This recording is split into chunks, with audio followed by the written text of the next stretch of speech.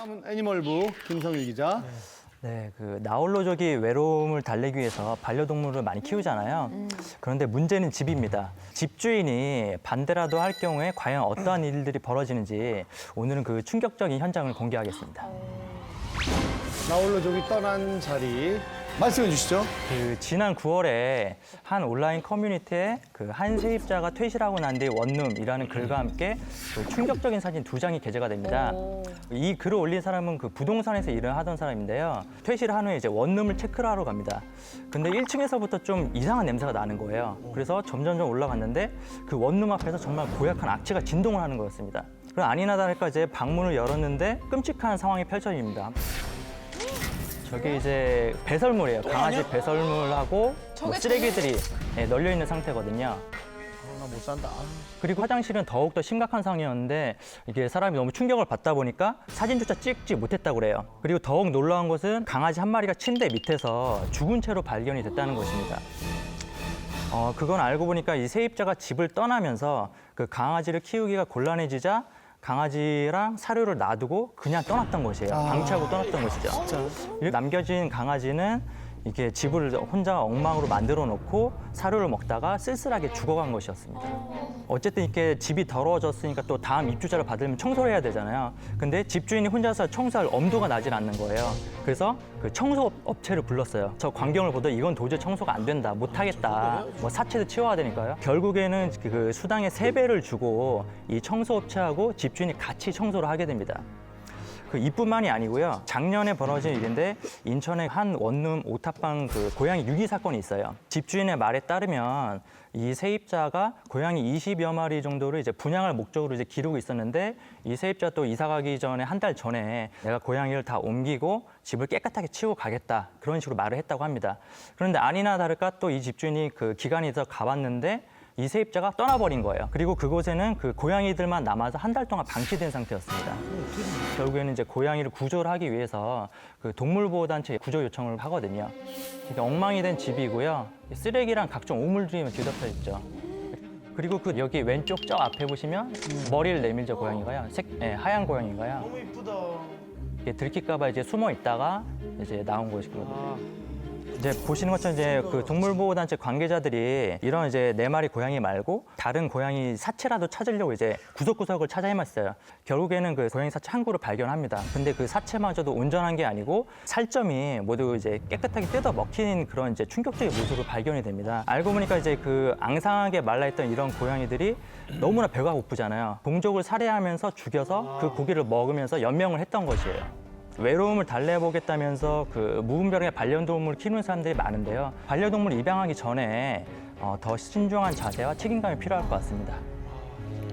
아무것도 없는 원룸에 버려진 고양이 4마리는 진짜 얼마나 힘들었을 거란 생각이 드는데 어떻게 됐어요? 그래서 구조가 된 거죠? 네, 구조가 돼서 바로 이제 동물병원으로 옮겨졌고요. 다 큰 고양이, 성묘일 경우에는 평균 몸무게가 4에서 6kg 정도가 돼요. 근데 이제 당시 구조 고양이 같은 경우 2kg 정도 됐으니까 엄청나게 마른 상태죠. 그렇기 때문에 이제 얼마나 굶었는지 짐작이 가는 상황이었고요. 이후 이 고양이들은 잘 먹고 안정을 취하고 좋은 가정으로 입양이 됐다고 합니다. 근데 또 걱정스러운 거는 이런 사건들이 계속 많아지다 보면은 집주인이 반려동물을 키우는 사람들을 좀 거부하는 경우도 생길 것 같은데요?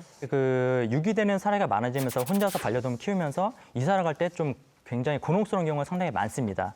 최근에는 이제 반려견을 키우고 있는 입주자들한테 관리비를 추가적으로 더 내라고 한 경기도 성남의 한 연립주택이 좀 논란이 된 적이 있었습니다. 입주자 대표들이 반려동물 키우는 입주 세대들한테 아무런 상의 없이 규약을 만들어서 반려동물 부담금을 이제 더 추가적으로 부과를 해서 받아낸 것이에요.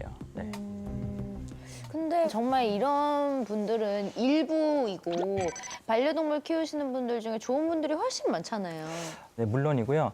최근 유 씨 같은 경우에 인천에 거주하다 이사를 가게 됐습니다. 집 앞에 이제 바로 집이 있는 구조였나 봐요. 그래서 이제 유 씨는 푸들 4마리를 키웠는데 한 마리 같은 경우는 이제 짖어도 이제 크게 소리가 안 들려도 4마리가 서로 짖게 되면 엄청나게 소리가 크게 들릴 수가 있잖아요. 바로 앞집이니까. 그래서 혼자 이제 노심초사했던 거예요. 그래서 이웃한테 먼저 양해를 구하기 위해서 이제 편지를 이제 적고 작은 선물을 이제 전달했어요. 그래서 퇴근하고 나서 유 씨가 집에 돌아왔는데 문 앞에 오렌지 꾸러미하고 또 편지가 놓여 있었던 거예요. 그 편지를 읽어보니까 저희도 낮에는 거의 집에 없어서 뭐 신경 안 쓰셔도 돼요. 뭐 저희 아이들 또한 뭐 강아지를 예뻐해서 무서워하지 않네요. 라는 내용의 이제 그 편지가 적혀져 있었다고 합니다. 그래서 유 씨는 자기가 여태까지 뭐 이 사람들 이런 사람들 본 적이 없는데 많이 감동을 받았다고 합니다. 자, 다음은 애니멀부 이학범 기자. 목줄이 풀린 개가 사고를 쳤는데 개와 주인이 함께 사라지는 것. 바로 이렇게 부릅니다. 갱손이. 진짜 이렇게 부르나요? 진짜예요? 갱손이. 먼저 지난해 6월 발생한 개뺑소니 사건의 영상부터 함께 보도록 하겠습니다. 이 목줄이 풀린 개 한 마리가 갑자기 놀이터에 뛰어들어서요. 친구들과 놀고 있던 초등학생이 저 다리를 물게 됩니다. 그 놀란 초등학생이 이제 미끄럼틀로 도망치고 있는데요. 이제 주인이 등장을 해서 개한테 목줄을 채우고 그냥 아무렇지도 않게. 그래서 상황을 벗어나서 사라져 버리는 요 네. 다친 학생은 친구들의 부축을 받고 이제 집에 돌아가게 되는데요. 그 엄마가 상처를 보고 경악을 금치 못합니다. 개의 송곳니 모양이 선명할 정도로 깊은 상처가 2개나 있었기 때문인데요. 무책임하게 그냥 그 현장에서 사라져버린 그 견주를 경찰에 신고를 하고요. 그 해당 견주는 경찰에 의해서 과실치상으로 입건되게 돼서 저 사건이 일단 마무리되게 됩니다. 개 뺑소니 사건에서 가장 크게 피해를 보는 게 바로 몸집이 작은 어린 아이들이에요. 한 아파트 단지 내 놀이터인데요.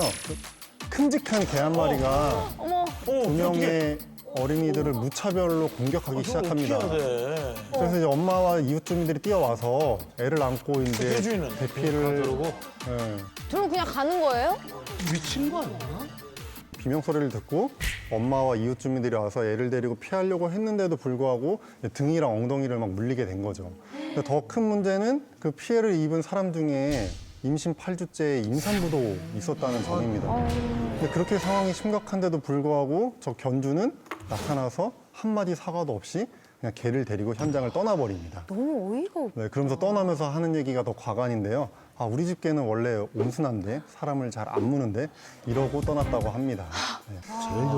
제일 열받아. 네. 물렸는데 안 문대. 그러니까요. 만에 하나라도 다른 사람을 물 수 있어요. 근데 그렇게 물었을 때는 적절한 보상과 함께 사과를 해야겠죠. 그렇지 않고 한마디 말도 없이 이렇게 현장을 떠나버리는 것은 자신의 개를 개뺑소니 범으로 만드는 찌질한 행동이라는 점을 꼭 기억했으면 좋겠습니다. 아니 근데 이 개뺑소니가 정말 위험하고 또 나쁠 수 있는 게요. 광견병 같은 걸 물렸을 때 2차적으로 감염이 되고 이러면 사실 그거 되게 위험하잖아요. 네, 맞습니다. 사실은 이 개와 견주가 다 같이 사라져버리면 이 책임을 물을 데가 없어지잖아요. 그리고 그 개가 광견병에 걸려 있었는지 아닌지 확인할 방법도 없고요. 그래서 굉장히 무책임한 경우였고요. 저도 사실 어릴 때 이렇게 개뺑손을 당해본 적이 있거든요, 제가. 왜 이렇게 당한 게 많아요? 아니, 제가 너무 순박해 보였던지 그 동네 개가 저를 물고 도망을 갔는데 주인을 못 찾은 거예요. 좀 티 좀 나고 이랬는데 어릴 때 부모님이 속상하게 하거나 마음에 안 드는 일 있을 때마다 그때 일을 자꾸 막 떠올리시는데 그때 좀 내가 잘못한 것 같다고 무슨 그 말씀을 그때 하시더라고요. 검사를 해봤어야 됐는데. 뭔지 알 것 같아. 근데 아까 말씀하신 것처럼 한강공원 같은 데만 나가봐도 목줄 안 하고 돌아다니는 강아지들이 진짜 많아요. 근데 이거를 어떻게 좀 강력하게 단속하는 법이 있어야 될 것 같아요. 사실은 이 목줄을 안 착용시키고 나가는 게 동물보호법 위반이에요. 그래서 과태료 부과 대상인데 실제로 2015년 1년 동안 우리나라 그 전체 한강공원에서 목줄을 미착용한 사례가 무려 4만 건에 이릅니다. 그런데 실제로 과태료까지 부과된 경우가 16건밖에 안 돼요. 그 이유가 이제 공무원분들이 단속을 나가는데 경찰이 아니다 보니까 강제성이 없잖아요. 신분증 좀 보여주세요라고 해도 안 보여줘도 사실은 뭐 방법이 없는 거죠. 그래서 조금 더 강력한 단속 방법이 있어야 될 것 같습니다. 그리고 뭐 그때도 말씀드렸지만 우리는 뭐 목줄 채웠는데 그래놓고 드르르 늘어나는 거 있잖아요. 15m, 20m에 활개치고 있고 그냥 줄만 잡고 있고. 강아지들을 무서워하는 사람들한테는 그냥 위협이 될 수 있거든요. 그죠? 당연하죠. 이렇게 좀 만약에 뭔가 공격을 하는 것 같다. 그러면 취할 수 있는 방법이 뭔가요? 그러니까 그럴 때 거기에 막 소리를 치거나 허둥대면은 걔가 그 공격성이 더 가중될 수가 있거든요. 내가 좀 실수했나? 네. 야, 가지 마, 가! 막 그러면은 그랬거든요. 더 그럼 공격해달라는 겁니다. 그러면 그냥 목을 물었지. 그래서 그때는 사실은 걔가 목을 잘 물잖아요. 네. 그래서 이게 손을 깍지를 껴가지고 목 뒤에 대서 이렇게 목이라도 먼저 보호하는 게 야, 완전히 나한테 정말 최악이야. 야, 목 잡혀지. 사실 이게 규칙이라는 게 어기는 사람이 또 반복적으로 계속 어기는 경우가 많이 있거든요. 목줄 안 하고 다니는데 뭐 다른 에티켓은 뭐 지키겠습니까? 네, 뭐 재미난 통계가 있는데요. 개 목줄을 안 하는 사람이 개 배변도 안 치울 확률이 훨씬 높다고 합니다. 그래서 뭐 이렇게까지 말하기는 좀 그렇지만 개 목줄만 이제 놓고 다니는 게 아니라 이제 전신줄을 놓고 다니는 거죠. 대부분 동물을 사랑하는 분들은 다 이렇게 에티켓을 잘 지키는데 간혹 그런 분들 때문에 또 동물을 사랑하는 분들이 욕을 먹을 수 있으니까 조심해야 되겠어요. 도심 속 신비한 동물 유기 사전? 지난 가을 어느 날 대전에 사는 한 시민이 도로변을 걷고 있다가 이상한 생물체를 하나 발견을 해요. 그래서 가까이 가서 봤더니 이게 이제 악어처럼 생긴 거죠. 악어? 그래서 이 시민이 바로 119에다 전화를 해서 신고를 합니다. 119 대원들이 이제 출동을 해서 재빠르게 대처를 해서 이 동물을 잡았는데 잡고 나서 보니까 악어는 아니었고 사바나 모니터라고 하는 도마뱀이었거든요. 이름만 들어도 되게 희귀할 것 같아. 어머, 그렇죠. 이거 악어처럼 오해할 수가 있을 것 같아요. 모르는 분들이 보면. 무서워. 저 사바나 모니터가 다 크면 몸 길이가 거의 2m에 육박할 정도의 대형 파충류입니다. 평상시에는 좀 착하고 순한데 좀 시끄러운 환경에 노출이 되거나 먹이를 잘 먹지 못해서 허기지면은 약간 돌변해서 사람을 공격할 위험성도 있는 거죠. 포악해지는 거. 그렇죠. 근데 대전에서 발견된 그 사바나 모니터도 실제로 발견 당시에 1m가 넘을 정도의 큰 크기였고 중복 상태였던 거예요. 그러니까 자칫 잘못하면 사람을 공격할 위험성도 있었던 거죠. 이 밀림에서나 볼 수 있을 법한 이 대형 파충류가 우리나라 도심 한복판을 돌아다니고 있었던 이유. 그건 바로 누군가 애완용으로 기르다가 이제 버린 것이죠. 특이함을 찾는 분들이 파충류를 좀 키우는 경향이 있어요. 그래서 의외로 파충류를 애완동물, 반려동물로 기르는 분들이 많거든요. 사바나 모니터 같은 도마뱀류는 굉장히 빠르게 성장하다 보면 먹이도 많이 줘야 되잖아요. 관리 비용이 점점 증가하는 거죠. 그래서 경우에 따라서는 한 달에 거의 100만 원 이상의 관리 비용이 들어가기도 하거든요. 그러니까 일부 이제 키우다가 경제적인 부담을 느낀 분들이 아무렇게나 길거리에 버리는 경우가 종종 생기는 거죠. 그래서 이 대전에서 발견된 사바나 모니터도 원래는 이제 주인이 있을 거라고 추정이 되니까 유기동물 보호소에서 공고를 했어요. 그런데 안타깝게도 끝내 주인은 나타나지 않았습니다. 파충류 유기의 가장 더 큰 문제점이 단순히 동물을 버리는 거에서 끝나는 게 아니라 얘네들이 더 큰 피해를 일으킬 수 있다는 점이거든요. 그 피해라는 게 바로 이제 생태계 교란입니다. 최근에 충북 청주의 한 습지에서 굉장히 낯선 생물체가 하나 발견이 됐어요. 뭐야? 네, 저 토종 개구리 위에 분홍색 개구리가 있잖아요. 개구리. 개구리입니다. 예. 저 개구리가 원래 남아프리카에만 서식하는 아프리카 발톱 개구리. 라는 개구리예요. 호기심을 갖고 키우려는 분들이 늘어나고 있어요. 근데 저 인터넷에서 8,000원, 9,000원이면 누구나 쉽게 구매할 수가 있어요. 인터넷으로요? 인터넷으로. 네. 근데 문제는 구매한 다음에 관리에 대한 규정이 전혀 없다는 점이죠. 그리고 저런 또 외래종의 경우에는 얘네들이 이제 생존력이 강하고 번식력이 강한 경우가 많잖아요. 환경에 구애받지 않고 이제 서식 영역이 넓어지는 거죠.